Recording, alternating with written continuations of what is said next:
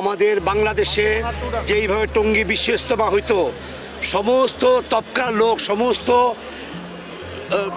স্টেজের লোক যারা আছেন, ধনী গরিব কৃষক শ্রমিক, তারা সবাই সে তাবলিগ জামাত 3 দিন ইজতেমা করতেন। বিশ্ব আমির আমাদের হজরতজি যখন থাকতেন তখন বিশ্বের লোকগুলি আসতেন, তখন বিশ্ব ইজতেমা হইতো। কিছু লোকের জামায়াত সেটা ইজতেমা বলে, কিন্তু বিশ্ব ইজতেমা বলে না। বিশ্ব ইজতেমা তো তাকেই বলে যখন বিশ্বের আমির সারা বিশ্বের মেহনত করেন, উনি যখন আসেন তখন বিশ্বের ইজতেমা হয়। আজ প্রায় 7 বছর যাবৎ কোনো মিথ্যা অহেতুক কথাবার্তা, মিথ্যা প্রপাগান্ড ছড়ায় আমাদের হজরতকে বাংলাদেশে আসতে দেওয়া হচ্ছে না।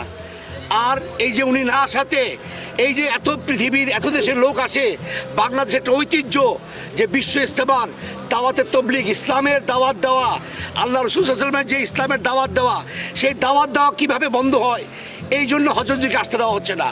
উনি কোরআন হাদিসের বাইরে কখনো কথা বলেন না, ওনার জীবনটা কোরআন হাদিসের উপরেই চালান।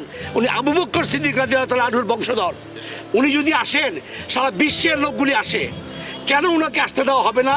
আমাদের আবদার, আকুল আবেদন আমাদের সরকারের কাছে, যেন আমাদের হজরতজি বিশ্ব ইজতেমা আসেন এবং সুন্দরভাবে ইজতেমা পরিচালনা করতে পারেন। হযরতজি মাওলানা সাদ সাহেব দামাত বারাকাতুহুমকে যদি বাংলাদেশ সরকার আসতে দেওয়া হয়, সরকার যদি আসতে দেয়, তাহলে বাংলাদেশের যে সমস্ত মিথ্যা বানোয়ার তথ্য ওনার নামে বিভিন্ন প্রচার মাধ্যমে প্রচার করা হয়, এগুলো সব কিছু ইনশাল্লাহ নিরসন হয়ে যাবে।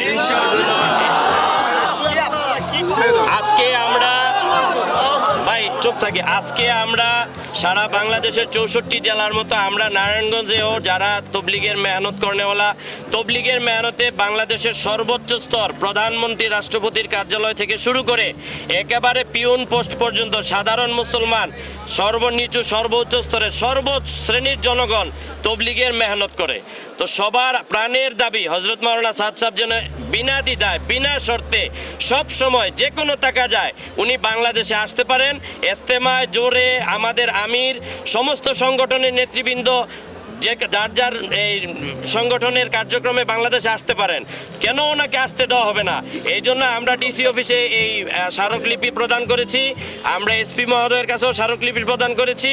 আমাদের ন্যায্য দাবি যেন ওনাকে নির্দ্বিধায় বিনা বাধায় বিনা শর্তে সব সময়ের জন্য ওনাকে বাংলাদেশে আসতে দেওয়া হয়, এই একটাই দাবি, আমাদের প্রাণের দাবি।